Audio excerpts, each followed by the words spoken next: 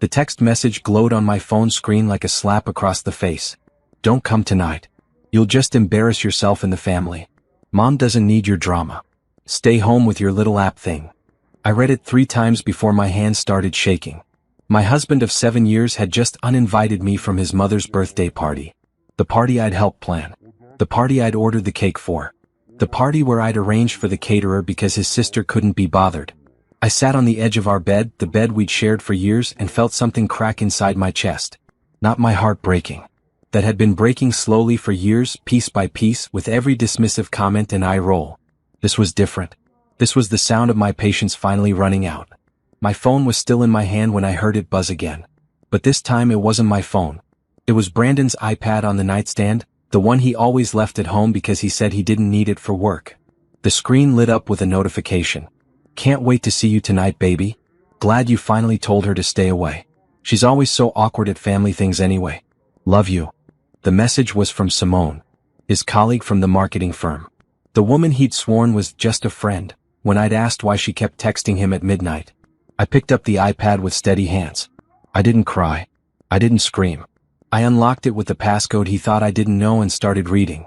Message after message. Months of them. Pictures. Plans. Conversations about me and how I was holding him back with my failed business ideas. My little app thing. That's what he called it. The financial literacy app I'd been building for 3 years. The app that was currently being reviewed by investors. The app that had just hit 50,000 downloads last week. My little app thing that he couldn't even remember the name of. I took screenshots of everything. Every message. Every picture. Every cruel word they'd shared about me while I cooked dinner and supported his career and tried to be enough for a man who'd decided I never would be. When I was done, I sent everything to my email and deleted the evidence from his sent folder. Then I placed the iPad exactly where he'd left it and walked to my home office. The room was small, barely bigger than a closet, because Brandon had insisted he needed the bigger spare bedroom for his gaming setup.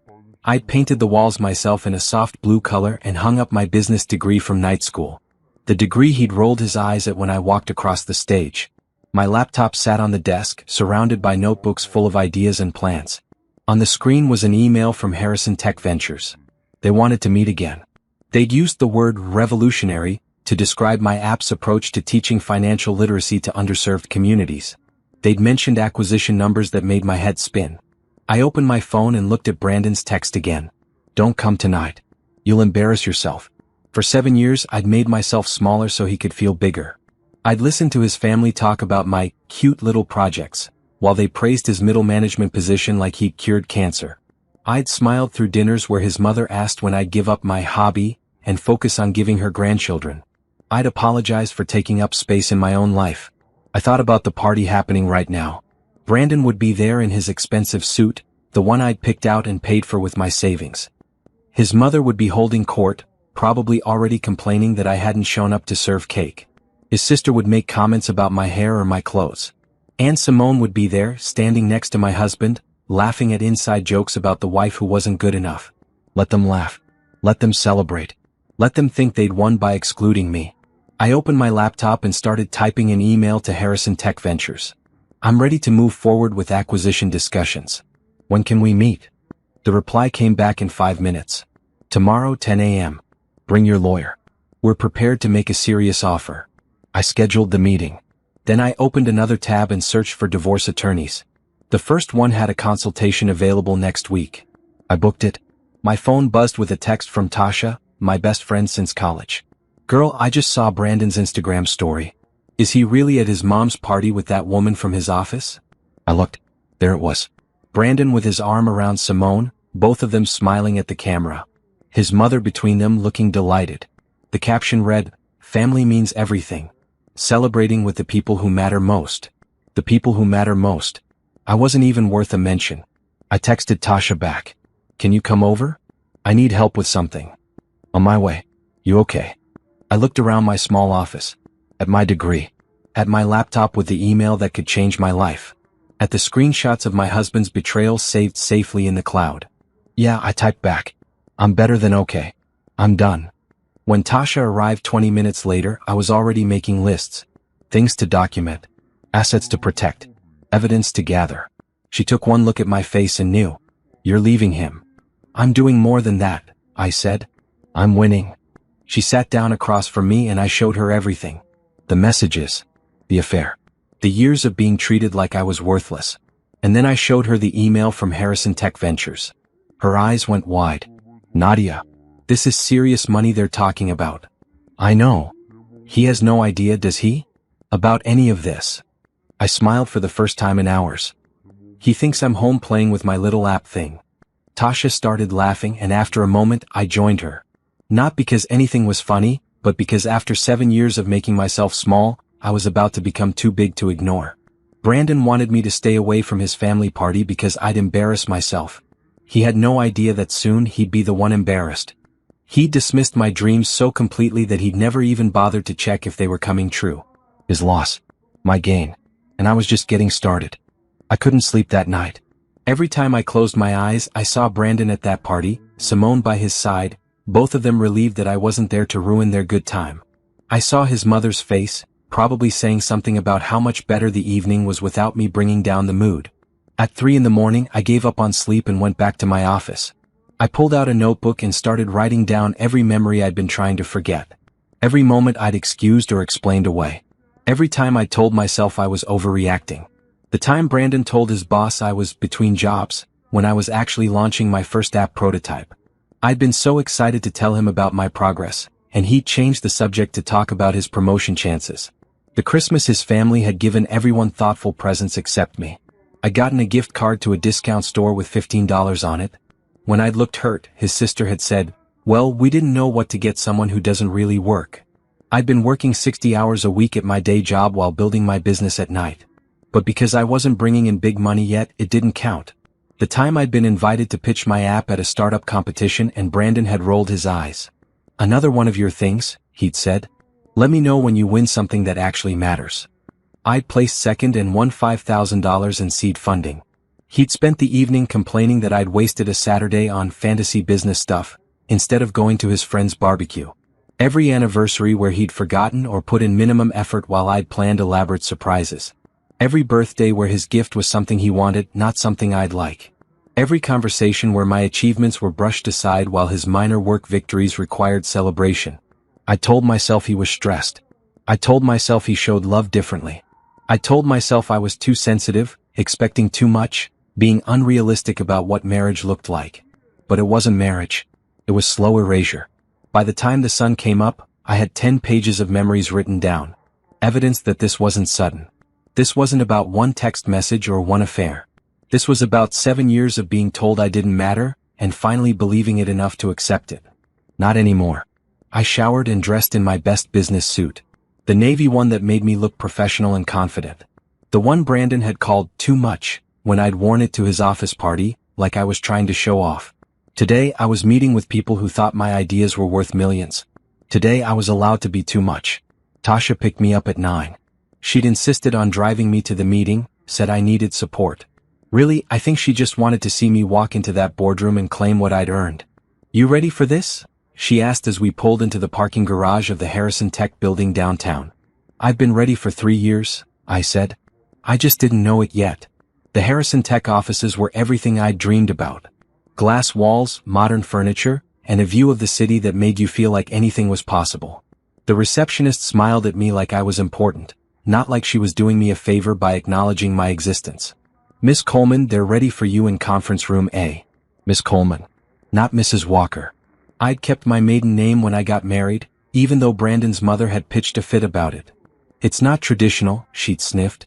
Thank God I trusted my gut on that one. One less thing to change when the divorce went through. The conference room held 4 people. 3 men and 1 woman, all dressed sharp, all looking at me with genuine interest. Not the polite fake interest people gave Brandon's wife. Real interest in Nadia Coleman, the creator of FinPath, the app that was changing how people learned about money. "Miss Coleman, thank you for meeting with us," the woman said, standing to shake my hand. Her grip was firm.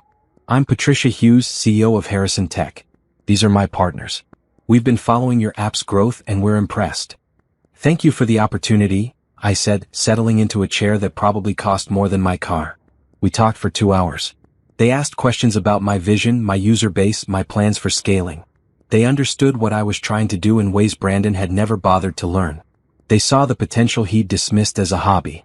When Patricia slid the preliminary offer across the table, my hands stayed steady even though my heart was racing. $47 million. They wanted to buy FinPath for $47 million. This is contingent on due diligence, of course, Patricia said. We'll need to review all your financials, your user data, your intellectual property documentation. But if everything checks out the way we expect, we're prepared to close in 60 days. 60 days. In 2 months, I could be a multimillionaire. In 2 months, I could walk away from Brandon with enough money to never depend on anyone again. I have one question, I said, and they all leaned forward. This offer is based on the app's current state and my continued leadership in developing the next phase, correct? Absolutely, Patricia said. You're the vision behind FinPath. We're not just buying the app. We're investing in you. Investing in me. When was the last time Brandon had invested anything in me? When had he last asked about my dreams or supported my goals? Then I accept, I said, pending my lawyer's review of the contract. They smiled. We shook hands. They walked me out like I was someone who mattered because to them I was. In the elevator going down, Tasha grabbed my arm. Nadia, you just sold your company for $47 million. I know. And Brandon has no idea. None at all. She started laughing so hard she had to lean against the elevator wall. He's going to lose his mind. He's going to lose a lot more than that, I said. We celebrated with lunch at a fancy restaurant, the kind Brandon always said was too expensive, even though he'd spend $200 on video games without blinking. I ordered champagne and the most expensive thing on the menu. Tasha did the same. To you, she said, raising her glass. To the woman who never gave up even when everyone told her to. To me, I agreed. And to new beginnings. My phone buzzed during dessert. Brandon finally texting me after being gone all night and all morning. Where are you? There's no food in the house. Can you pick up dinner on your way home? Not, how are you? Not, sorry about last night. Just demands disguised as questions. I typed back, I'm busy with work. Order takeout. His response came immediately. Your work? Oh, okay. Just pick up something. I'm tired. He was tired. He'd been at a party all night with his girlfriend while I'd been planning my exit strategy, and he was tired. I put my phone away without responding. You good? Tasha asked. Better than good, I said. I'm free. I just don't think he knows it yet. That night, I went home to the apartment I'd be leaving soon. Brandon was on the couch playing video games, exactly where I'd expected him to be. He barely looked up when I walked in. You get food? No. He paused his game and turned to look at me, annoyed. I asked you to pick something up. I was working. On your app thing? He rolled his eyes. That could have waited. I'm hungry. I looked at him. Really looked at him. This man who I'd loved, who I'd supported, who I'd built a life with. This man who couldn't even remember to ask about my day. This man who'd chosen someone else and didn't even have the courage to tell me to my face. Order delivery, I said and walked past him to my office. What's your problem? He called after me. My problem was that I'd wasted 7 years on someone who saw me as a convenience, not a partner. My problem was that I'd let myself believe I was lucky to be with someone who treated me like an afterthought. But that wasn't going to be my problem much longer. I closed the office door and opened my laptop. The contract from Harrison Tech was already in my email, ready for my lawyer to review. I opened a new folder and started organizing all the screenshots, all the evidence, all the documentation I'd need for the divorce. Through the door, I could hear Brandon on the phone, probably calling Simone to complain about his difficult wife. Let him complain. Let him think he had the upper hand. Let him believe I was still the small, quiet woman who'd accept whatever scraps of attention he threw my way. In 60 days he was going to learn exactly how wrong he was. And I couldn't wait to see his face when he figured it out. The next 2 weeks passed in a strange double life. During the day, I smiled and nodded through Brandon's complaints about work, his requests for dinner, his commentary on how I should really take a break from my computer.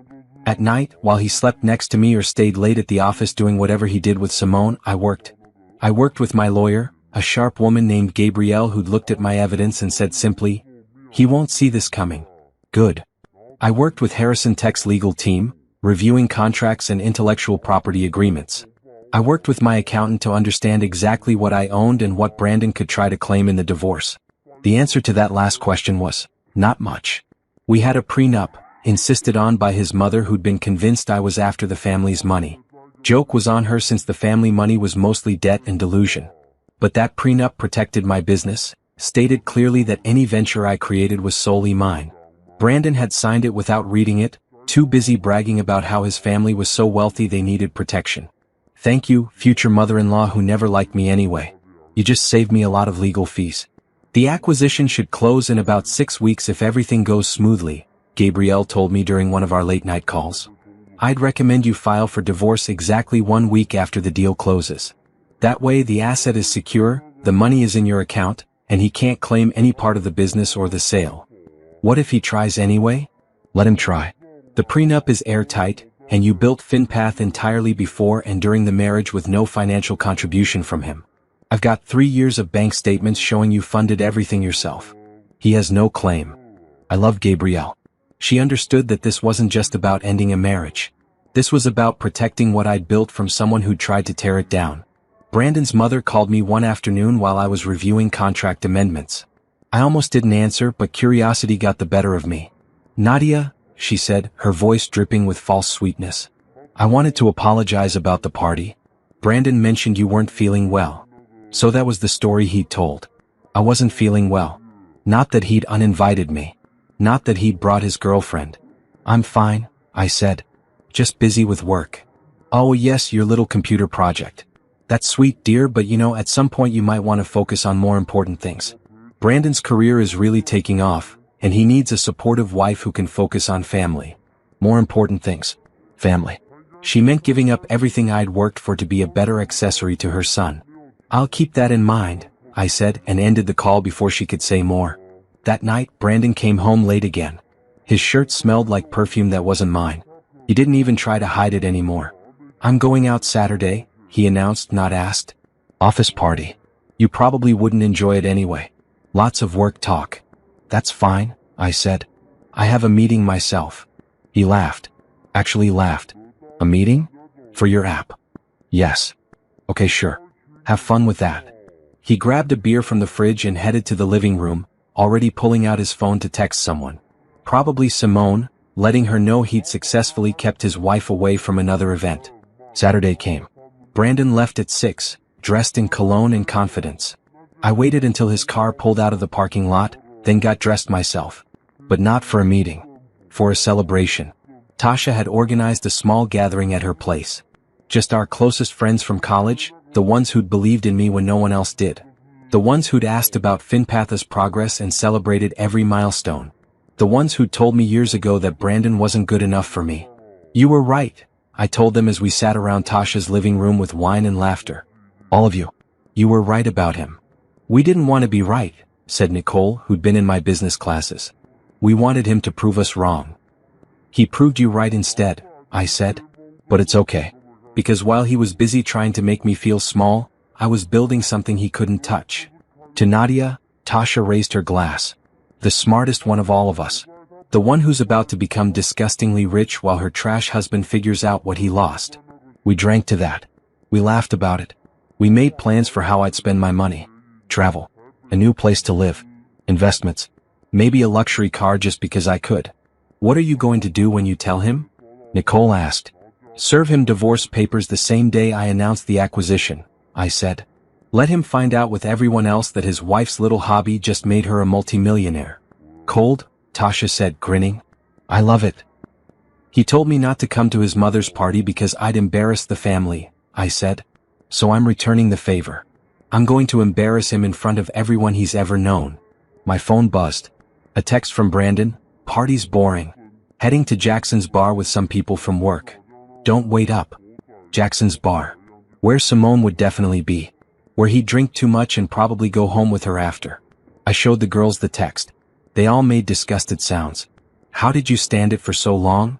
Nicole asked. I didn't know I didn't have to, I admitted. I thought marriage meant compromise. I thought it meant being patient and understanding.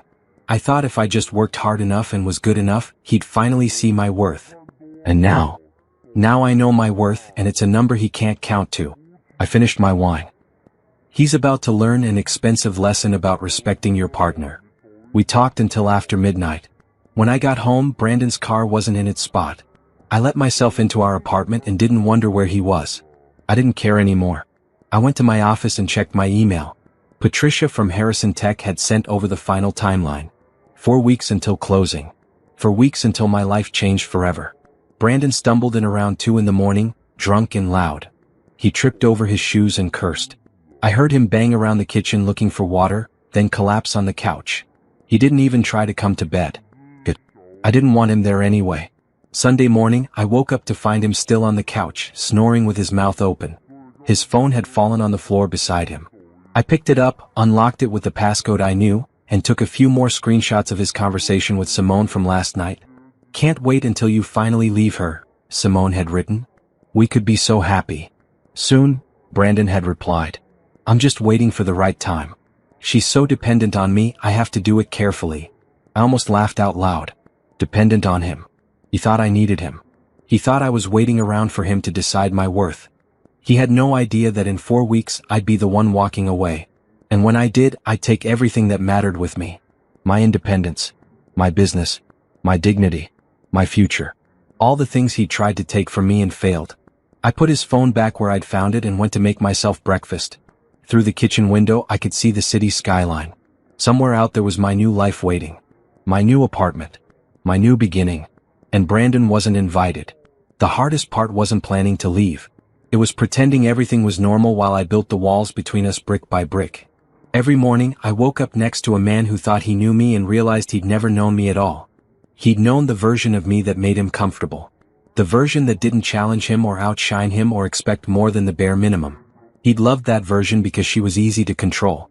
But that version was gone. She died the night he told me not to come to his mother's party.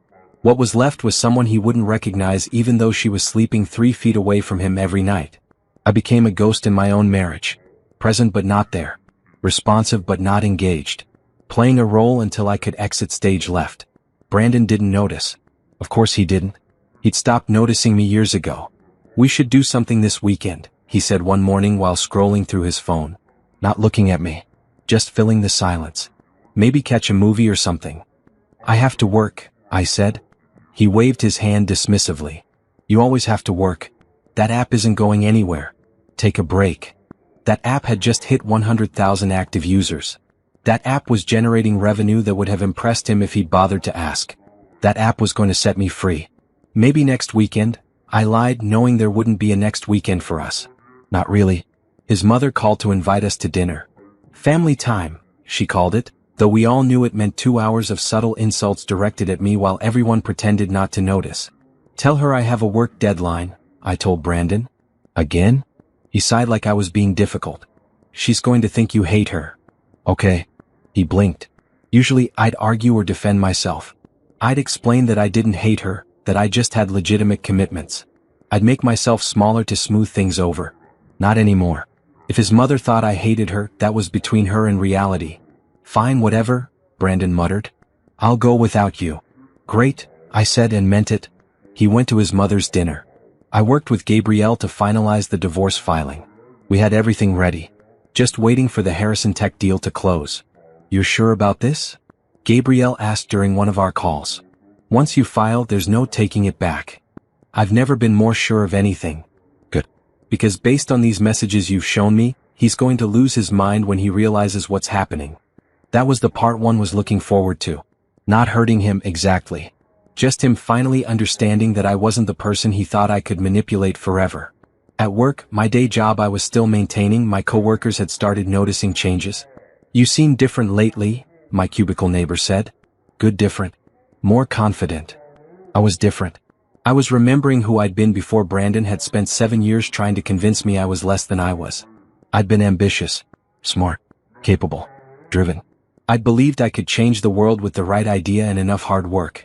Then I'd married someone who chipped away at that belief every day until I'd started believing I was lucky to be with someone who tolerated my dreams. But I wasn't lucky. He was. And he'd never appreciated it. The weeks crawled by. Brandon grew more careless with his affair. Simone's name appeared on his phone screen so often it became white noise. He stopped making excuses for working late or going out. He just left whenever he wanted, confident I'd be there waiting when he got back. And I was there. But I wasn't waiting for him. I was waiting for the deal to close. 3 weeks until acquisition day. I started packing slowly. Not obviously. Just going through my things and sorting what mattered. Photos from before Brandon, from when I was still myself. Books he'd never touched. Clothes he'd criticized. Small items that belonged to me and only me. I moved them gradually to Tasha's place. She'd offered to store everything until I found my new apartment. Every box I carried out was one less tie to this life. "You're really doing this," she said as I dropped off another load. "I'm really doing this. I'm proud of you. You know that, right? 7 years is a long time to realize you deserve better." 7 years too long, I agreed. But better late than never. 2 weeks before closing, Brandon's mother called me directly. That was unusual. Normally she went through Brandon when she wanted something from me. "Nadia, dear, we need to talk about your priorities." "What about them?" "Brandon says you're working constantly on this computer hobby of yours. He says you barely have time for him anymore. Marriage requires effort, dear. You can't just ignore your husband." I counted to 5 before responding. "Is there anything else?" "I'm serious. You're lucky to have Brandon. He's handsome, successful, from a good family. Men like him have options. You need to remember that. Men like him have options." She was right about that. And he'd exercised those options by choosing Simone. But she wasn't calling to tell me that. She was calling to make sure I stayed in my place. "I'll remember," I said and hung up. That night I deleted her number. Then I deleted his sister's number. Then his brothers, his aunts, his cousins. Everyone who treated me like I should be grateful for the privilege of being ignored and dismissed. In 2 weeks they'd all be deleted from my life. Just like their numbers were deleted from my phone. Brandon's office was having another party. "You should come to this one," he said casually. Too casually. Something in his voice made me suspicious. "Why?" "Because it's good for my career when my wife shows up to these things. Makes me look stable." There it was. I made him look good. That's what I was for. Not a partner. An accessory. "I can't," I said. "I have a major work deadline." "Your work?" he scoffed. "Always your work. You know that app thing is never going anywhere, right? You should probably accept that and move on to something realistic." Never going anywhere. The app that was about to sell for $47 million was never going anywhere. I looked at him sitting on our couch, so confident in his assessment of my failure. So sure I'd never amount to anything. So comfortable in his role as the successful one while I played supporting cast. "You're probably right," I said just to see if he'd catch the sarcasm. "You didn't?" He just nodded, satisfied that I'd agreed with him. "It's good that you're finally being realistic. Not everyone is meant to be an entrepreneur. There's no shame in being regular." Regular. That's what he thought I was. What he needed me to be so he could feel special. 1 week until the deal closed. I'd already signed a lease on a penthouse apartment downtown. The kind of place Brandon and I had looked at years ago and he'd said was too expensive, too showy, too much for people like us. People like us meant people like me in his mind. He'd never included himself in the limitation. My new place had floor-to-ceiling windows and a view of the entire city. It had a second bedroom I'd turn into an office. It had parking for the car I was going to buy myself as a celebration gift. It had a doorman and a gym and everything I'd wanted but had been told was unrealistic. It was perfect, and Brandon would never set foot in it. 3 days before closing, he came home excited. "I got great news today. That promotion I've been working toward is basically mine. My boss said I'm the top candidate." "That's great," I said, barely looking up from my laptop. "Yeah, it is. We should celebrate. Maybe we can finally take that trip to Mexico I've been wanting." He was making plans for us. For a future that didn't exist. "Maybe," I said, knowing I'd be gone before any trip happened. 2 days before closing, Simone texted his phone while he was in the shower. "Can't wait until this is all over and we can be together for real. Love you." I took a screenshot and added it to the file. The file that was now 3 inches thick with evidence of betrayal. 1 day before closing, I couldn't sleep. Not from nerves. From anticipation. Tomorrow everything changed. Tomorrow I stopped being Brandon's wife in anything but paperwork.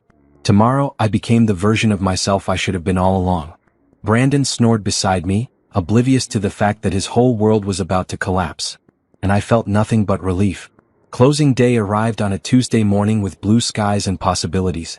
I put on my best suit again. Brandon asked where I was going so early. "Meeting," I said. "Another app thing?" Something like that. He was already distracted by his phone. Probably texting Simone about their lunch plans. "Okay, whatever. I've got that big presentation today. The one for the promotion. Wish me luck."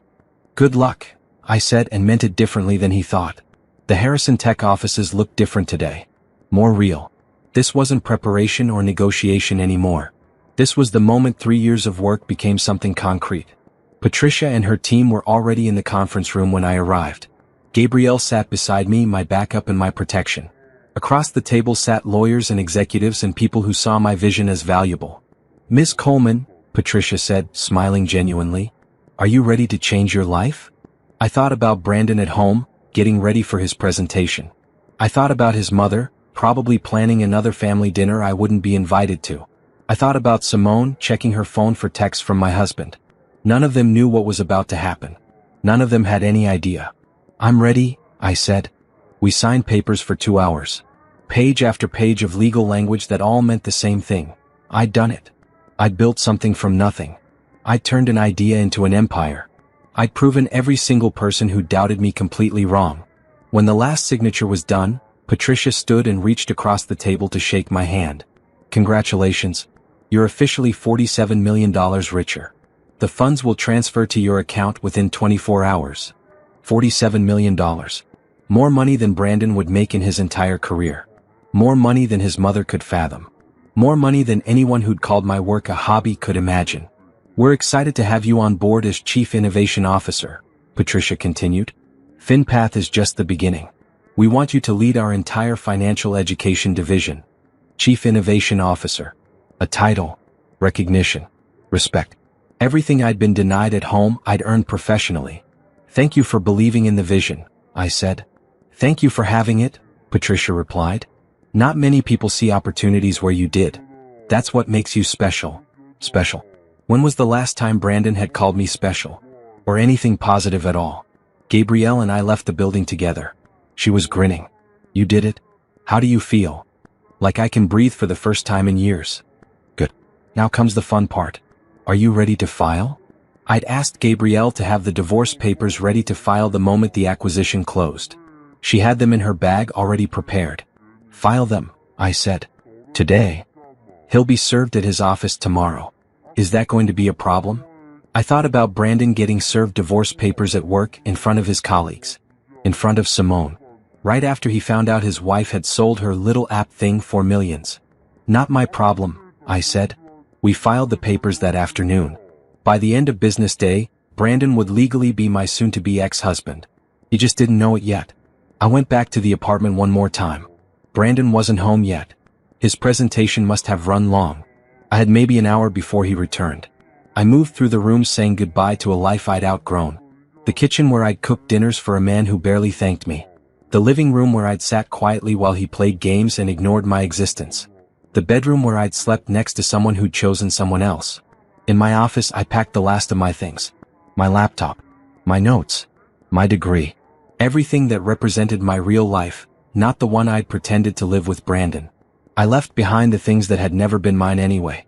The furniture his mother had picked out. The decorations his sister had chosen. The life they'd constructed for me without asking what I wanted. On the kitchen counter, I left a note. "Brandon, by the time you read this, you'll have been served divorce papers. Don't try to contact me. My lawyer will handle everything. The prenup stands. You get nothing from my business or the sale. I've moved out. Lose my number. Nadia." Short. Simple. No room for argument or negotiation.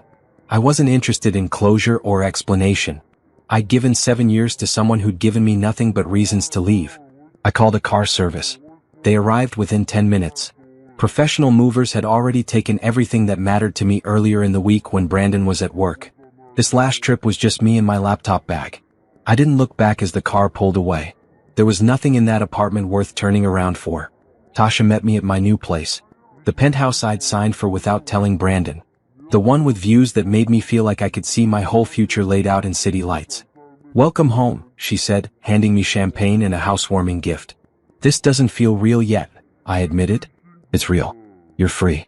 You're rich. You're successful. And tomorrow, everyone's going to know it." Tomorrow. Patricia had scheduled a press release to announce the acquisition. Harrison Tech was a major player, and the sale was big news in the business world. By tomorrow evening, my name would be in articles and on business news sites. Brandon would find out along with everyone else that his wife's little hobby had made her a multimillionaire. I couldn't stop smiling. That night, I slept in my new apartment in a bed Brandon had never touched. I slept knowing that $47 million was about to land in my bank account. I slept knowing that tomorrow my old life would be completely destroyed and my new one would officially begin. And I slept better than I had in 7 years. My phone rang at 6 in the morning. Unknown number. I let it go to voicemail. It rang again. Same number. I blocked it. Then texts started coming through. Brandon's mother. His sister. His brother. All blocked before I could even read them. Then Brandon himself called. I'd been expecting it. The divorce papers had been served at his office yesterday afternoon, just like Gabrielle had planned. I let it ring until it stopped. Then I turned off my phone completely. At 9, I turned it back on to find 37 missed calls and 62 text messages. I deleted them all without reading any of them. At 10, the press release went live. Harrison Tech acquires FinPath in $47 million deal, names founder Nadia Coleman as Chief Innovation Officer. The article detailed my background, my vision for financial literacy, and the app's impressive growth. It mentioned my education and my commitment to helping underserved communities build wealth. It called me a rising star in fintech and an entrepreneur to watch. It didn't mention Brandon at all. He didn't exist in this story. He'd never been part of my success. He'd only ever been an obstacle I'd had to work around. Within an hour, my phone exploded again. This time with congratulations. Old friends from college. Former professors. People I'd worked with over the years. Everyone celebrating my success. And blocked numbers trying desperately to reach me. Brandon's family. Brandon himself. Simone somehow. All of them realizing too late what I'd been building while they'd been busy dismissing me.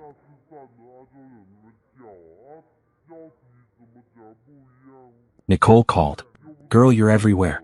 Business Insider, TechCrunch, Forbes. They're all covering the acquisition. You're famous. I'm not famous. I just sold my company. For $47 million. And you left your husband. This is the best revenge story I've ever seen in real life. Tasha hosted another celebration that night. This time it was bigger. More friends. More champagne. More people who'd believed in me even when I'd stopped believing in myself. Speech. Someone called out. I climbed onto a chair, laughing and holding my glass high. 7 years ago, I married someone who told me to dream smaller. To be realistic. To accept that I wasn't special or talented or capable of big things. For a long time, I believed him. I made myself smaller so he could feel bigger. I apologized for wanting more than he thought I deserved. Everyone was quiet, listening. But while he was busy trying to shrink me, I was building. And yesterday that building paid off. $47 million worth of payoff. So here's what I learned. Never let anyone convince you that you're less than you are. Never apologize for your ambition. And never, ever settle for someone who can't see your worth. They cheered. We drank. We celebrated until after midnight. When I finally got home to my penthouse, alone and happy, I checked my email one last time. There was one from Brandon. Subject line, please. I deleted it without opening it. There was nothing he could say that I needed to hear. No apology would change what he'd done. No excuse would make 7 years of dismissal okay. No promise would make me believe he'd suddenly changed. He'd had his chance. He'd had 7 years of chances. And he'd wasted every single one. Now it was my turn. And I wasn't wasting anything. 3 days after the press release, I was still riding the high of freedom when Tasha called me laughing so hard she could barely speak. You need to check Instagram right now. Why? Just do it. Search Brandon's name. I opened the app and typed in his name. His profile came up and his latest post made my jaw drop. It was a photo from his mother's birthday party. The one he told me not to attend. The one where Simone had stood by his side. But this time the photo had a caption. Family means everything. Celebrating with the people who matter most. The post was from the night of the party. But that's not what made Tasha call me. The comments were the gold mine. Isn't your wife Nadia Coleman? The one who just sold her company for $47 million. Wait, you're married to the Nadia Coleman? And you told her not to come to a family party? Man, you messed up. She's everywhere right now and you're posting pictures with your side chick. Is that Simone from your office? Bro, everyone knows you've been cheating. And then, the one that made me actually laugh out loud. She told you not to show up to her success, and you thought you could tell her not to show up to a birthday party? Who's embarrassed now? Brandon had deleted the post within an hour, but screenshots lived forever. Someone had already made a meme comparing his "family means everything" caption to articles about my $47 million success. The internet had chosen its side. And it wasn't his. It gets better, Tasha said. Check TikTok. Someone made a video about it. The video had 2 million views. It showed Brandon's Instagram post, then cut to news articles about my acquisition, then back to comments roasting him. The sound was that trending audio, and then they lived happily ever after, without you. I'm deceased, Tasha wheezed. The internet is dragging him so hard. And his mother. Someone found her Facebook post about the party and commented, "Your daughter-in-law was too busy becoming a multimillionaire to attend." I should have felt bad. I should have felt guilty that Brandon was being publicly humiliated. But I didn't.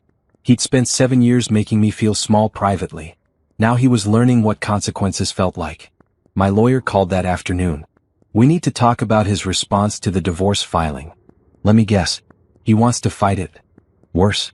He's claiming he helped build your business and deserves a portion of the sale. I actually laughed. He did what? His lawyer filed a motion claiming he provided emotional support, financial stability, and advice that contributed to FinPath's success. He wants 20% of the acquisition amount. 20% of $47 million? He wants $9 million. More or less. Based on what? He never gave me a single dollar for the business. He actively discouraged me from working on it. He called it a hobby that would never go anywhere. That's what we'll argue. The prenup is clear, and I have all your financial records showing you funded everything yourself. Plus, thanks to your screenshots, I have evidence that he was actively undermining you while carrying on an affair. No judge is going to give him anything. How long will this take? A few months. He's grasping at straws. This is about him saving face and trying to hurt you financially since he can't hurt you any other way. That evening my doorbell rang.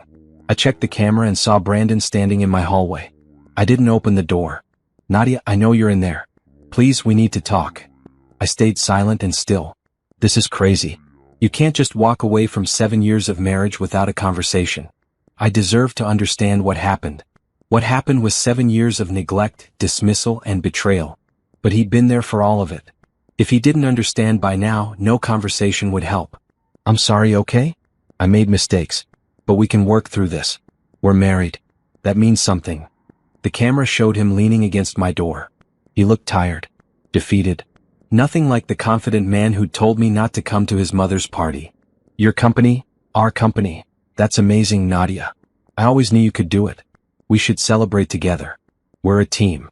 Our company." He just called FinPath our company. After years of calling it my little app thing. After telling everyone it would never amount to anything. Now that it was worth millions, suddenly it was ours. "Please open the door. Let's talk about this like adults. We can work out a fair division of assets. I'm not trying to take everything. Just what's fair for the years I supported you." Supported me. He thought ignoring me was support. He thought crushing my confidence was support.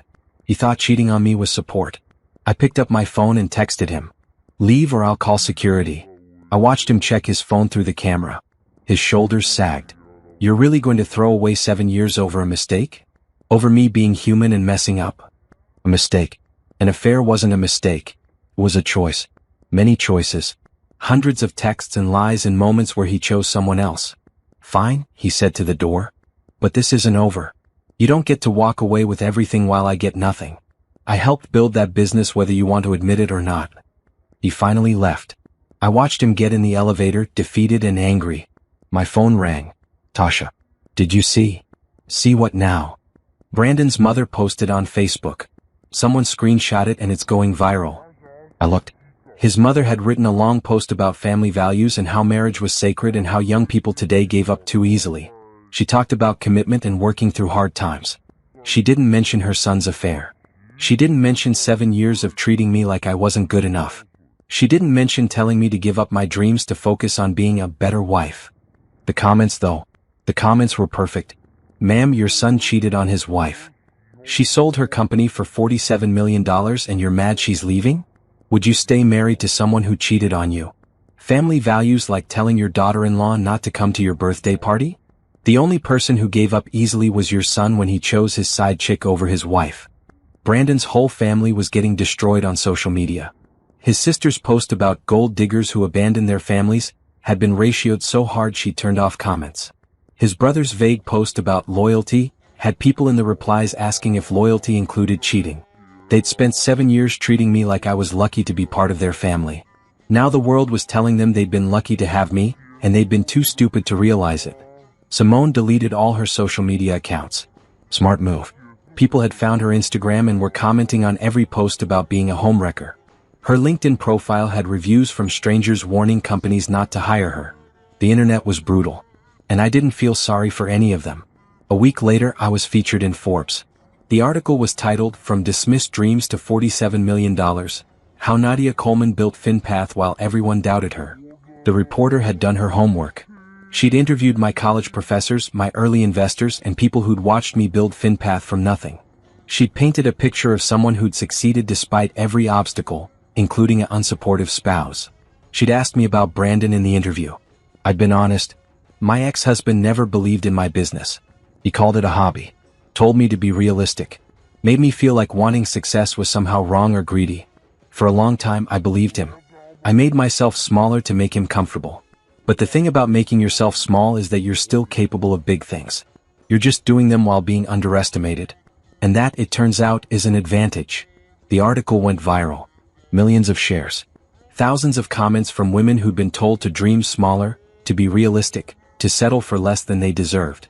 I'd accidentally become a symbol of something bigger than revenge. I'd become proof that you could walk away from people who didn't value you and still build an incredible life. Brandon tried calling again that night. I didn't answer.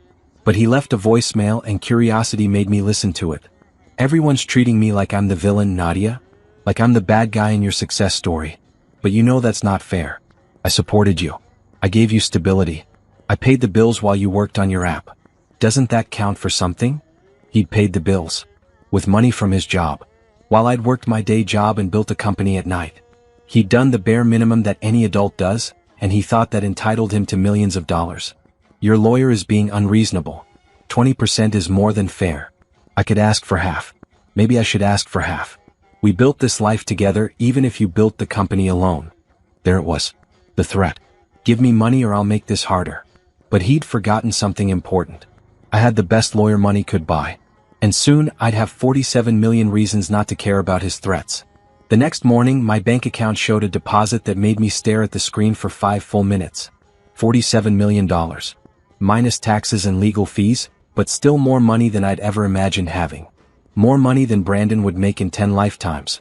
I took a screenshot and sent it to Tasha. She called immediately, screaming, "You're rich. You're actually rich." "I know," I said and started laughing. "I'm actually rich. What are you going to do first?" I looked around my penthouse apartment. At the view of the city. At the life I'd built without Brandon's help or approval. "I'm going to breathe," I said. "And then I'm going to live exactly how I want without apologizing for any of it." And that's exactly what I did. The divorce proceedings started out messy and got messier. Brandon wasn't going quietly, and his lawyer was filing every motion possible to delay and complicate things. "He's claiming emotional distress," Gabrielle told me during one of our weekly calls. "Says your sudden success and abandonment of the marriage caused him psychological harm." He's claiming what? Emotional distress. His lawyer is arguing that you blindsided him with the divorce and the acquisition news, and it damaged his reputation and career prospects. I couldn't help it. I laughed. His career prospects were damaged by his affair and his own social media posts, not by me. That's exactly what I told his lawyer. But Brandon seems to believe that you orchestrated some kind of revenge plot to humiliate him publicly. I didn't have to orchestrate anything. He humiliated himself. I just became successful while he wasn't paying attention. Well, the good news is no judge is going to buy his argument. The prenup stands.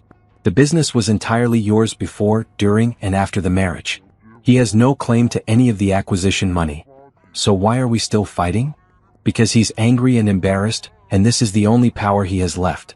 He can't control you anymore, so he's trying to control the narrative and the process. Brandon's attempts to control the narrative weren't going well. Every article about my success mentioned that I was going through a divorce. Some mentioned his affair. A few enterprising. Reporters had found people willing to talk about how Brandon had treated me during our marriage. He never took her seriously, one anonymous source told Business Insider. We all worked with them at their day jobs and he'd literally laugh when she talked about her app. Made jokes about her playing entrepreneur while he had a real career. His old colleagues weren't being kind either.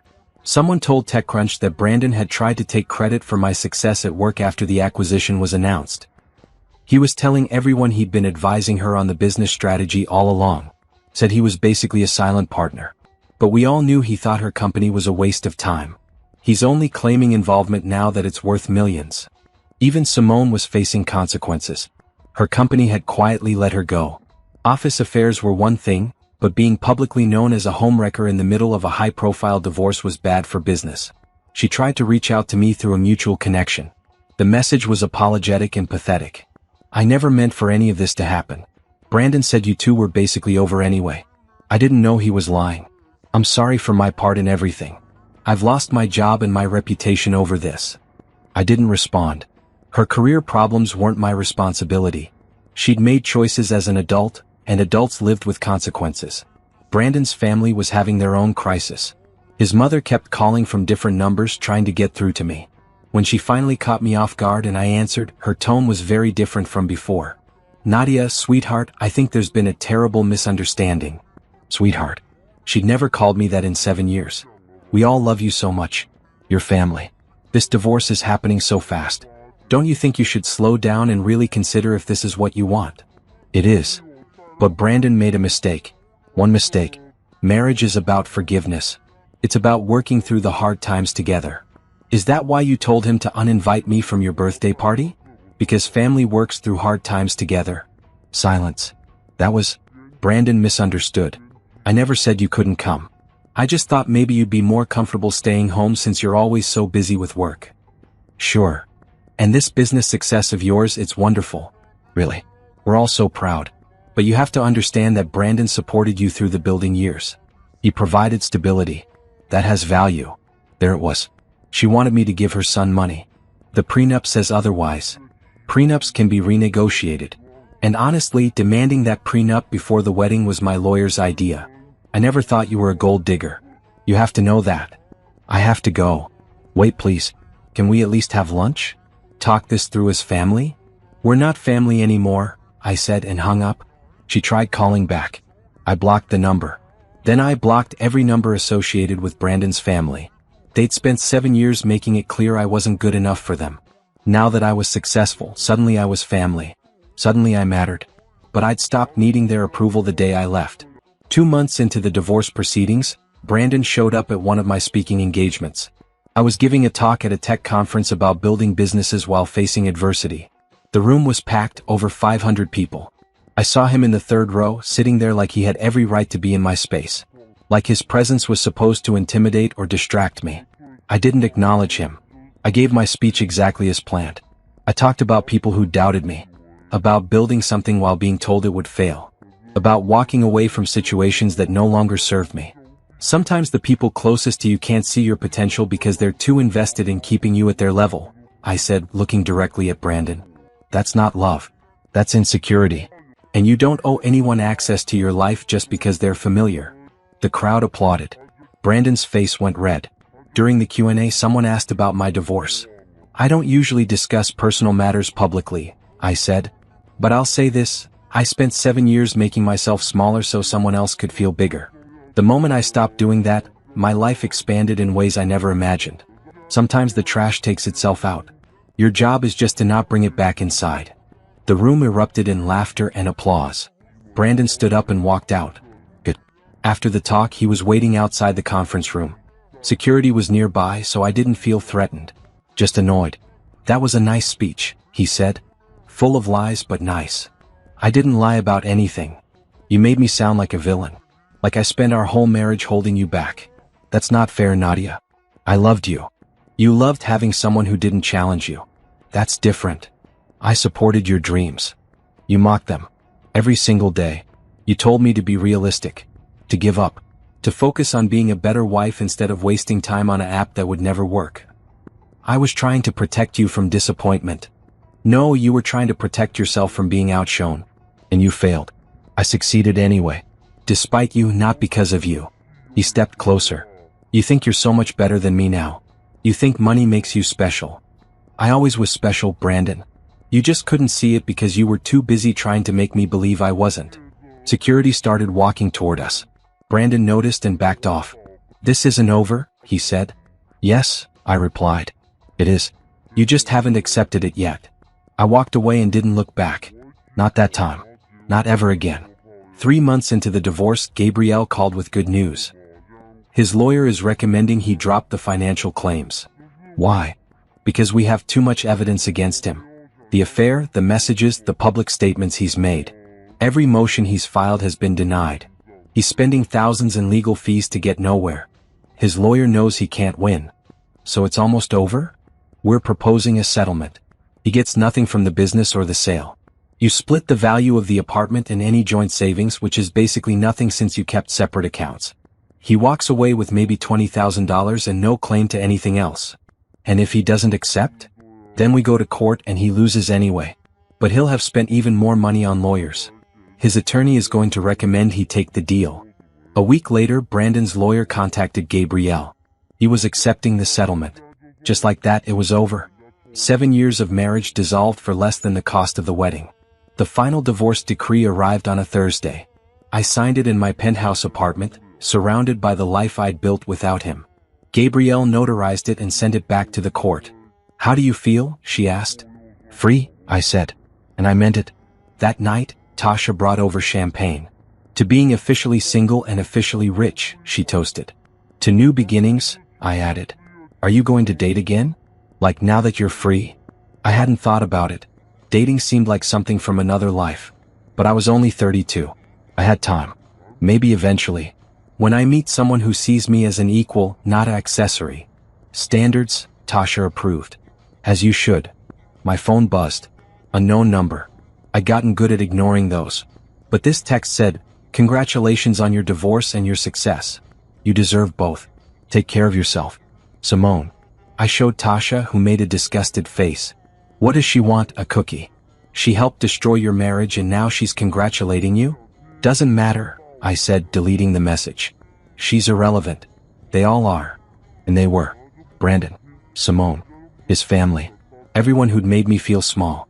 They were all characters in a story I'd finished writing. Now I was starting a new chapter. One where I was the only main character. One where I decided who got to stay and who had to go. One where I was enough exactly as I was. And it was the best chapter yet. The first few months after the divorce were strange. Not hard exactly. Just different. I'd spent 7 years attached to someone else's opinions and schedules and expectations. Now I was completely untethered, floating in space, deciding which direction to go. Felt amazing. I bought a car. Not a practical car. Not a car Brandon would approve of. A luxury electric car in deep blue with white leather interior. The kind of car that made people turn and look. The kind of car that said, I made it and I'm not apologizing. I drove it everywhere. To meetings. To coffee shops. To visit Tasha. Just because I could. I also started therapy. Not because I was broken, but because 7 years of being told you're not enough leaves marks that success can't erase. My therapist's name was Dr. Monroe and she didn't pull punches. You spent your marriage trying to earn love that should have been freely given, she said during one session. That changes how you see yourself. Even now that you've left, you're probably still fighting those voices in your head that say you're not good enough. She was right. Sometimes I'd accomplish something amazing and immediately think, but is it enough? Enough for who? Brandon was gone. I didn't need his approval anymore. But the habit of seeking it remained. It's going to take time to reprogram that thinking, Dr. Monroe said. Be patient with yourself. You're building a new relationship with yourself. That's hard work. I threw myself into that work. I started saying no without explaining why. Someone would invite me to something I didn't want to do, and instead of making excuses or apologizing, I'd just say, no, that doesn't work for me. It felt powerful every single time. I also got serious about my health. Not because I needed to lose weight or look a certain way. Because I wanted to feel strong. I hired a personal trainer who kicked my butt 3 times a week. I learned to love the feeling of pushing my body past what I thought were my limits. You're getting stronger, my trainer said after a particularly brutal workout. Not just physically. I can see it in how you carry yourself. She was right. I stood taller now. Took up more space. Stopped apologizing for existing. Work was thriving too. As Chief Innovation Officer at Harrison Tech, I had resources I'd only dreamed about as a solo entrepreneur. Team. A budget. Support from the top. We want you to dream big, Patricia told me during a strategy meeting. No limits. What would financial education look like if we had unlimited resources? I pitched ideas I'd been sitting on for years. Apps for kids to learn money management. Partnerships with schools and underserved communities. Grants for women starting businesses. Everything Brandon had called unrealistic or too ambitious. Patricia approved all of it. This is exactly why we wanted you, she said. You see possibilities where others see obstacles. 6 months after the divorce was finalized, I was invited to speak at a women's entrepreneurship summit. The keynote speech. The organizer had read my Forbes article and wanted me to share my story. We have so many women who are told to be realistic about their dreams, she said. Your story proves that sometimes being unrealistic is exactly what changes your life. I accepted. And I spent weeks preparing a speech that was honest about the pain and triumphant about the outcome. The conference was held in a hotel ballroom with over 1,000 women attending. Entrepreneurs, aspiring business owners, corporate professionals looking to make a change. Women who were where I'd been. Women who needed to know they could make it to where I was. I wore a red dress that Brandon would have said was too much. Too bright, too attention-grabbing, too confident. I wore it specifically because he would have hated it. 7 years ago, I had a dream and a husband who didn't believe in it. I started. Actually, that's not quite right. 7 years ago, I had a dream and a husband who actively tried to kill it. There's a difference. The room was silent, listening. He didn't hit me. He didn't steal from me. He didn't do anything that would make people say, "You need to leave." What he did was subtler. He made me doubt myself. He rolled his eyes at my ambitions. He called my business a hobby. He told me to be realistic when what he really meant was, be smaller. I could see women nodding. They knew the story. They'd lived versions of it. For a long time, I believed him.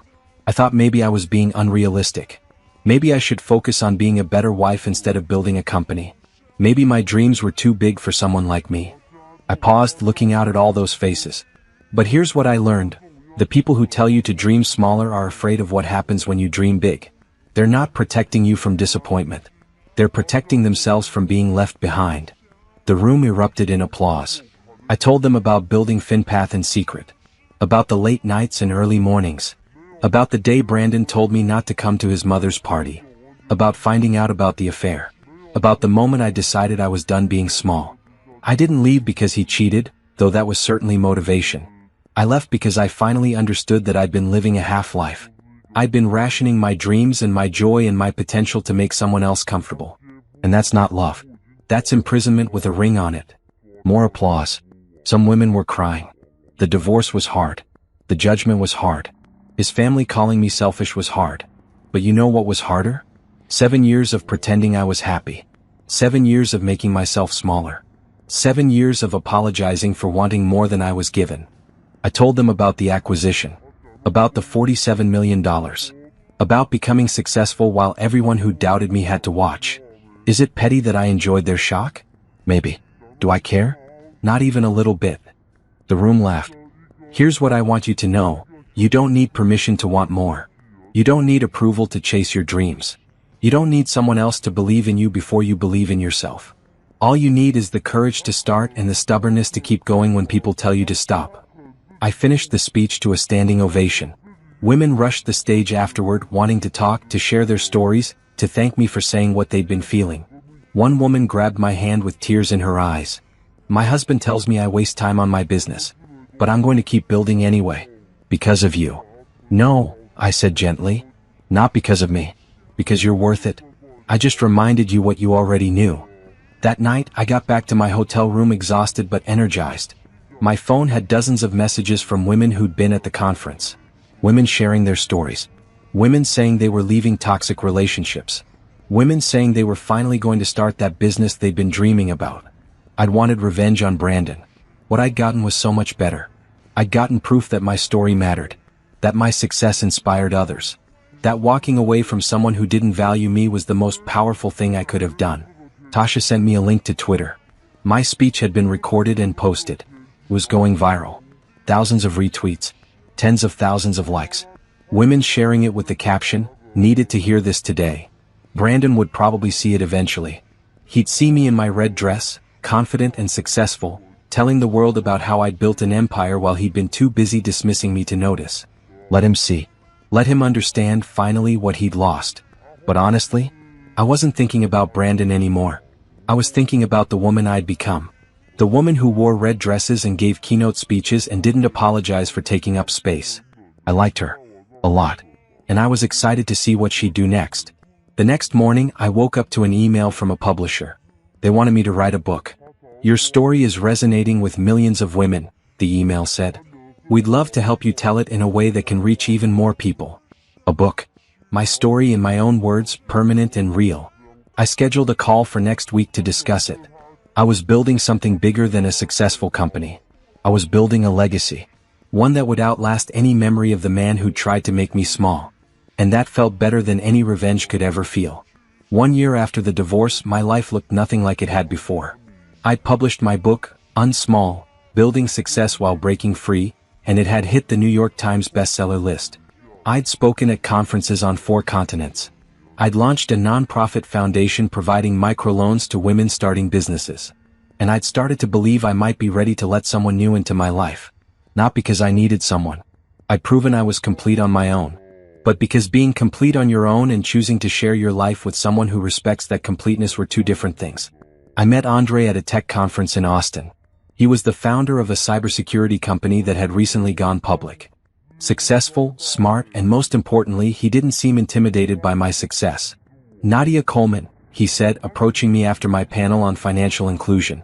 I've been following your work with FinPath. The acquisition was brilliant, and what you're doing with your foundation is even better. We talked for an hour. About business, about goals, about the challenges of building something meaningful in a world that often valued profit over purpose. He listened when I talked. Actually listened, not just waited for his turn to speak. Would you want to have dinner tonight? He asked. I know a great place here, and I'd love to hear more about your nonprofit's model. I hesitated. Not because I wasn't interested. Because I was scared. What if he turned out to be another Brandon? What if I missed the red flags again? Just dinner, he said, reading my hesitation. No pressure. Just 2 people who are passionate about their work talking about what they love. I said yes. Dinner was easy. Andre was funny and thoughtful. He asked about my vision for the foundation and actually engaged with my answers. He shared his own story of building his company from nothing, of people who doubted him, of proving them wrong. Did you have anyone trying to hold you back? I asked. My dad thought I was crazy to leave my corporate job. Said I was throwing away security for a fantasy. We didn't talk for 2 years after I quit. What changed? I made my first million. Suddenly my fantasy looked like genius to him. Andre smiled, but there was sadness in it. I love my dad, but I learned that some people can only see your worth when it's translated into dollars. That hurt. I understood. I'd lived that hurt. We talked until the restaurant closed. Then we walked through downtown Austin, still talking. He didn't try to kiss me or push for more. He just walked beside me, engaged and present. Can I see you again? He asked when we got back to the hotel where the conference was being held. I'd like that, I said. We exchanged numbers. Real numbers, not social media handles or business cards. I floated back to my room feeling something I hadn't felt in years, hopeful about romance. Andre texted the next morning. Coffee before your flight? We met in the hotel lobby at 6 a.m. I'd expected awkwardness, that morning after tension, even though nothing physical had happened. Instead, it was comfortable. Natural. I'm speaking in New York next month, he said. Any chance you'll be there? I live there, I reminded him. Right. I knew that. I'm playing it cool very badly, aren't I? I laughed. A little. But it's charming. Then can I take you to dinner when I'm there? A real date, not just a coincidental conference meal. Yes, I said. You can. The next month felt long. We texted regularly. Nothing heavy, just conversations about work and life and books we were reading. He sent me an article about financial literacy programs in schools and said, "Made me think of you." Brandon had never sent me articles about things I cared about. He'd barely asked about things I cared about. When Andre came to New York, he took me to a small Italian restaurant in the village. Nothing flashy or expensive. Just good food and better conversation. I have to tell you something, he said halfway through dinner. I looked up your story. The whole story. About your ex-husband and the divorce. My stomach dropped. Here it was. The moment where my past became baggage. I want you to know I don't pity you, he continued. I admire you. Most people stay in situations that diminish them because leaving is hard. You left and built an empire while he was still trying to figure out what happened. That takes courage. It took me 7 years to find that courage. Better late than never. He reached across the table not to grab my hand but to offer his. I could take it or not. My choice. I took it. I'm not looking for anything complicated, I said. I'm still figuring out who I am outside of that marriage. That's fair. I'm not trying to rush anything. I just know that meeting you at that conference felt like something I didn't want to let slip away. We dated slowly. Coffee dates, museum visits, long walks through Central Park. He came to one of my speaking engagements and sat in the audience beaming with pride. Not possessive pride like he owned my success. Just genuine happiness to see me doing what I loved. You're magnetic up there, he said afterward. Have you always been this confident or is that new? New, I admitted. The old me apologized for existing. This version doesn't. I like this version, he said. She's remarkable. 3 months into dating, Andre met Tasha and Nicole. They'd insisted on meeting him, said they needed to make sure he wasn't another mistake. So Andre, Tasha started and I knew immediately she was going into interview mode. What do you think about Nadia's foundation work? I think it's the most important thing she's doing. The book is great, the speaking is great, but the foundation is changing real lives. That's legacy building. And if she decides she wants to start another company, then I'll be cheering her on from the sidelines. Her success doesn't threaten mine. We're not competing. We're both just trying to build things that matter. Tasha and Nicole exchanged looks. After he left, they both agreed, he's good. Keep him. But the real test came 6 months into dating when I got an opportunity that would require traveling internationally for several months. A partnership with a global organization to bring financial literacy programs to developing nations. This is huge, I told Andre over dinner. But it means I'll be gone. A lot. Like 3 weeks here, 2 weeks there, constantly moving. Okay, he said simply. Okay? That's it. What else would I say? This is an incredible opportunity. You should take it. But what about us? What about us? I have video chat. I have an airplane. When you're gone, I'll miss you. When you're back, I'll be here. Unless you don't want me to be.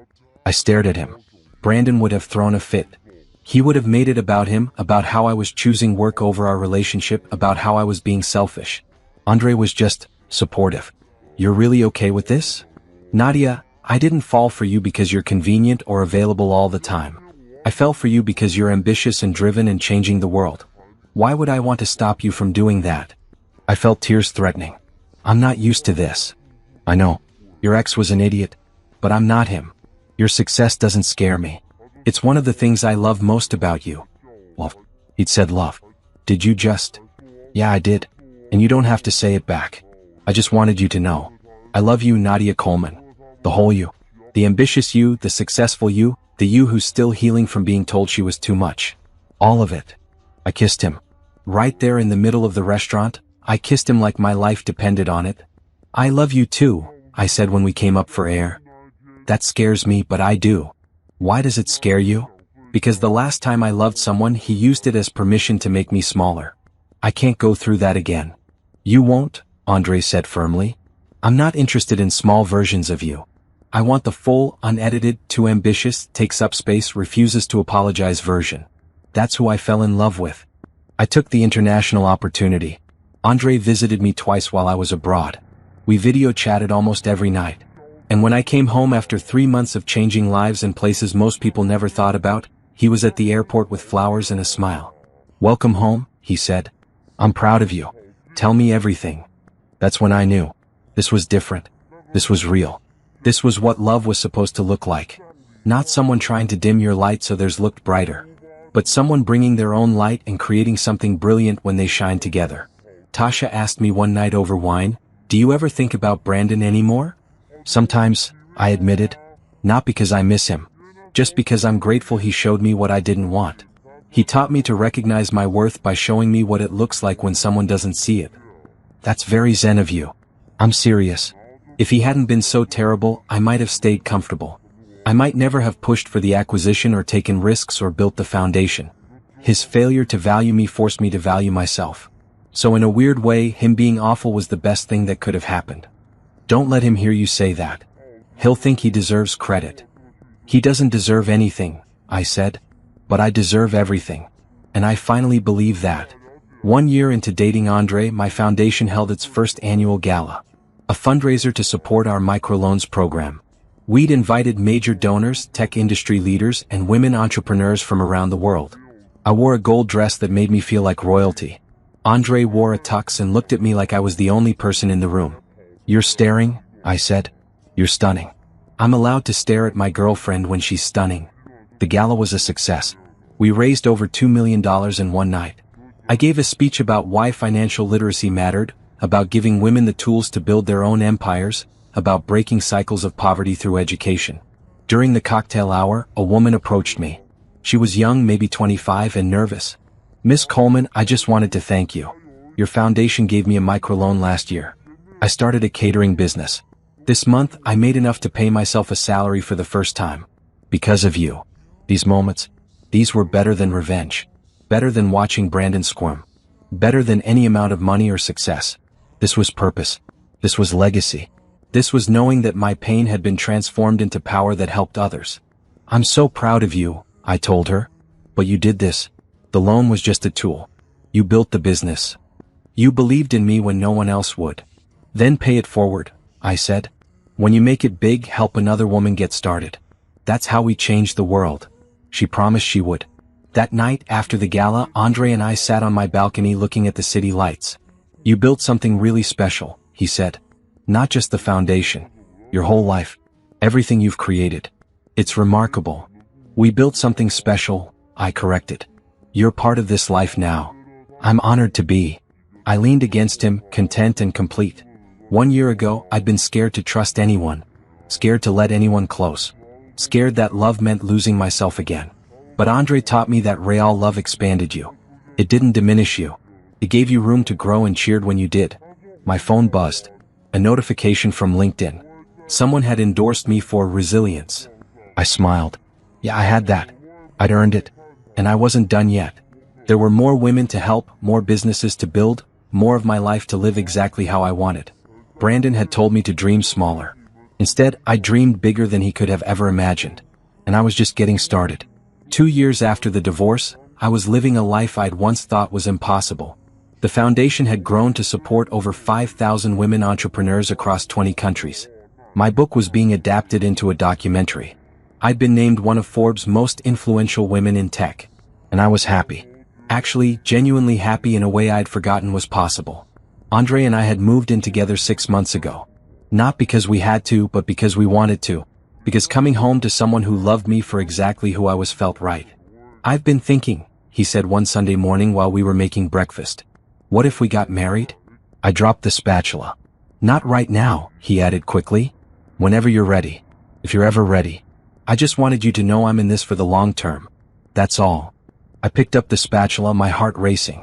"You want to marry me?" "I want to spend my life with you. If that includes marriage, great. If you'd rather not, that's okay too. The label doesn't matter as much as the commitment." I thought about my first marriage. The way it had slowly suffocated me. The way wife had meant making myself smaller and smaller until I almost disappeared. But with Andre, I'd only grown. I'd launched new ventures and taken risks and become more myself, not less. He didn't want a wife who served him. He wanted a partner who challenged him. "Ask me again in a year," I said. "I think the answer will be yes, but I need to be sure." "Take all the time you need," he said. "I'm not going anywhere." That same week, I got an email that made my blood run cold. The subject line read, "Help," and the sender was Brandon. I almost deleted it without reading. Almost. But curiosity won. "Nadia, I know I have no right to ask you for anything. But I'm in trouble. My career fell apart after the divorce. The company let me go. I've been struggling to find work because everyone knows about the affair and the way I treated you. I'm about to lose my apartment. I don't have family I can turn to. They blame me for losing you. Is there any way you could help? A loan maybe? I know you're successful now. I just need something to get back on my feet." I read it 3 times. Brandon, the man who told me my dreams were worthless, was asking me for money. Brandon, who dismissed my business as a hobby, wanted me to fund his failure. The old me would have felt guilty. Would have wondered if I should help just to be kind. Would have worried about what people would think if I said no. The new me knew better. I forwarded the email to Tasha with the subject line, Can you believe this? She called immediately. Is he serious? He wants you to give him money? A loan, he calls it. Like he'd ever pay it back. What are you going to do? Nothing.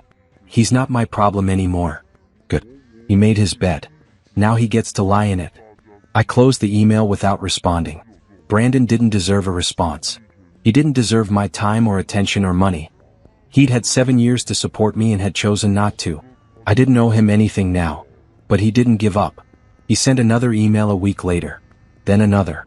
Each one more desperate than the last. Please, Nadia. I'm sorry for everything. I know I was wrong. I should have believed in you. I should have been better. I'm begging you. I blocked his email address. 2 weeks later, he showed up at my office building. Security called me before letting him up. There's a Brandon Walker in the lobby asking to see you. Says it's urgent. Tell him I'm not available and he's not welcome here. If he comes back, call the police. Understood, Miss Coleman. Through the security camera feed, I watched Brandon argue with the guard. His suit was wrinkled. He looked tired and defeated. Part of me felt a tiny bit of pity. Then I remembered 7 years of being made to feel worthless. And the pity vanished. He sent a letter to my apartment. I returned it unopened. He tried to reach me through mutual acquaintances. I told them all the same thing. Brandon is not part of my life. Please don't pass along his messages. Finally, he tried one last approach. He posted on social media. Sometimes you don't realize what you had until it's gone. I was blessed with an incredible wife and too stupid to appreciate her. Nadia, if you're reading this, I'm sorry. I was wrong about everything. You deserved better than I gave you. I hope you're happy. The post got attention.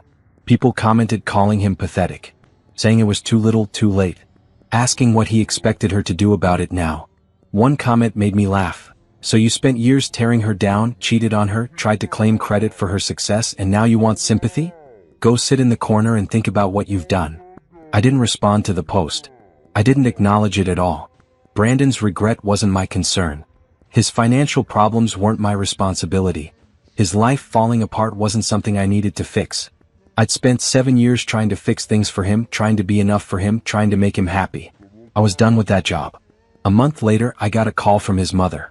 Somehow she'd gotten my new number. Nadia, sweetheart, Brandon is really struggling. He's depressed. He's broke. He needs help. That's unfortunate. You have so much now. Couldn't you spare a little to help him get back on his feet? For old time's sake. No.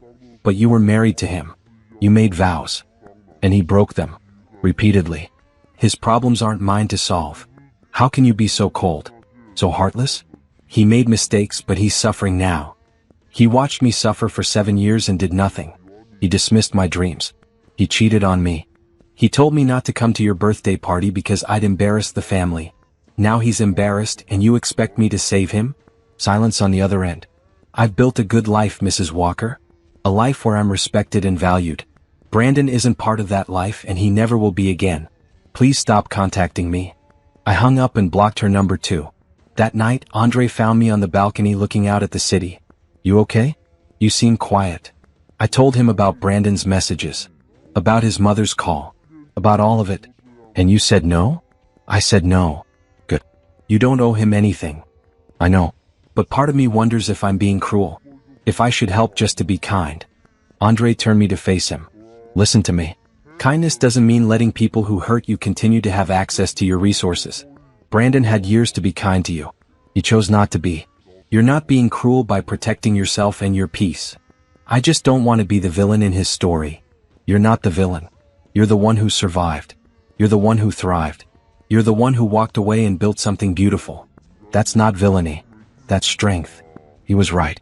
I knew he was right. 3 months later, I was giving a speech at a women's business summit when I saw Brandon in the audience. Not in the front row like before. In the back, standing against the wall because seats were sold out.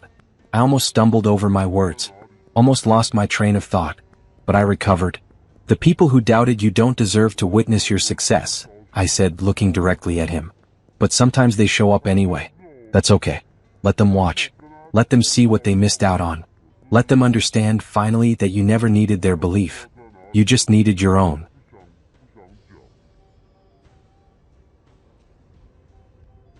After the speech, Brandon tried to approach me backstage. Security stopped him.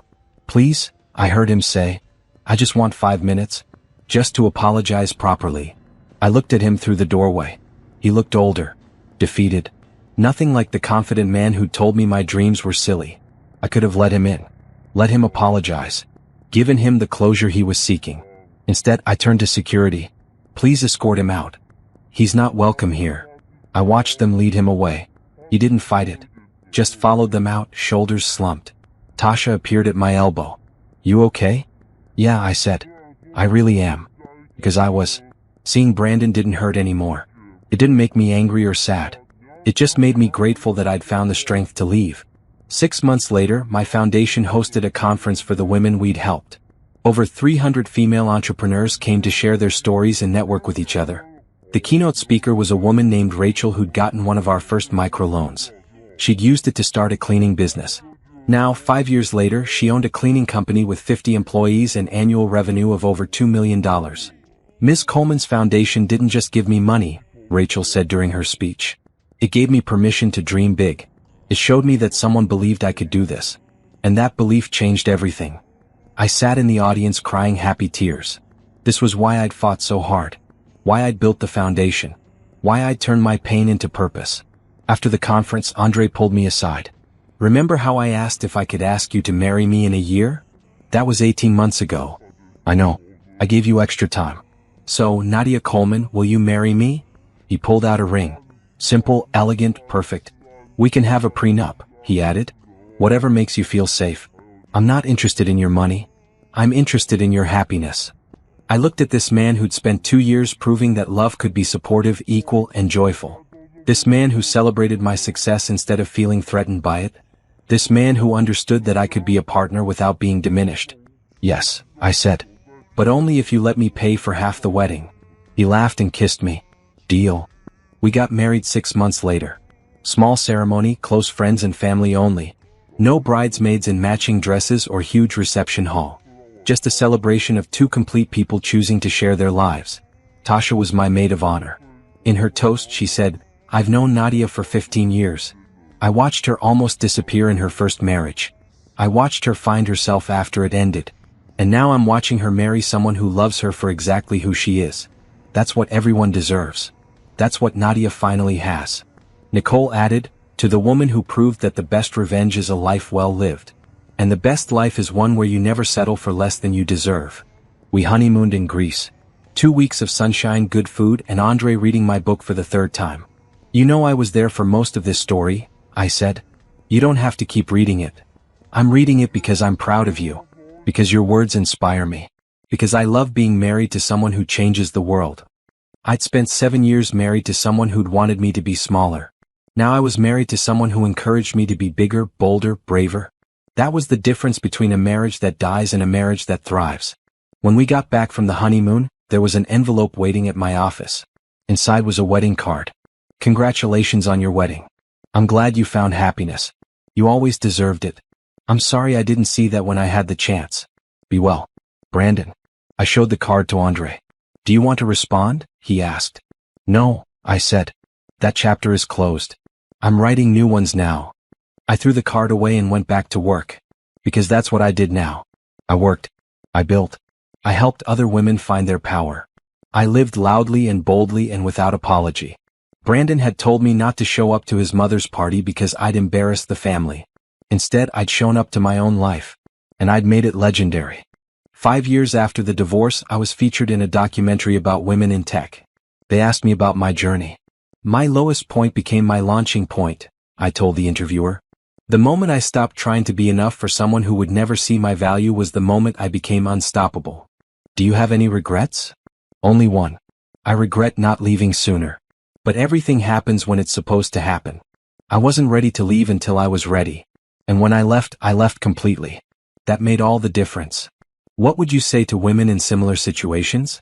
I looked directly at the camera. You are not too much. You are not too ambitious. You are not too anything. You're exactly enough just as you are. If someone can't see that, they don't deserve access to your life. Walk away. Build your empire. Live loudly. And never, ever apologize for being spectacular. The documentary won awards. My story inspired thousands more women to leave situations that didn't serve them. To start businesses. To chase dreams they'd been told were impossible. And Brandon? I had no idea what happened to him. I'd stopped checking, stopped wondering, stopped caring. He was a character in my origin story, the villain who tried to keep the hero down. But villains don't get happy endings in other people's stories. This was my story. And in my story I won. I stood on my balcony one evening, Andre beside me, looking out at the city that had watched me transform from a woman who apologized for existing into a woman who took up space without permission. What are you thinking about? Andre asked. I'm thinking about revenge, I said. Really? Yeah. Everyone thinks revenge is about hurting the person who hurt you. But real revenge is becoming so completely happy that they become irrelevant. That's what I did. Brandon thought he could make me small enough to control. Instead, I became too big to ignore. That's not revenge, Andre said. That's victory. Same thing, I smiled. Just prettier. My phone buzzed. Another woman had just received a microloan from the foundation. Another dream was being funded. Another life was changing. This was my legacy. Not the money or the success or the business deals. This helping other women rise. Proving that you could walk through fire and come out forged in steel instead of burned to ash. Brandon had wanted me to stay home the night of his mother's party. Told me I'd embarrass myself in the family. He was right about one thing. Someone had been embarrassed that night. But it wasn't me. It was never me. And it never would be again.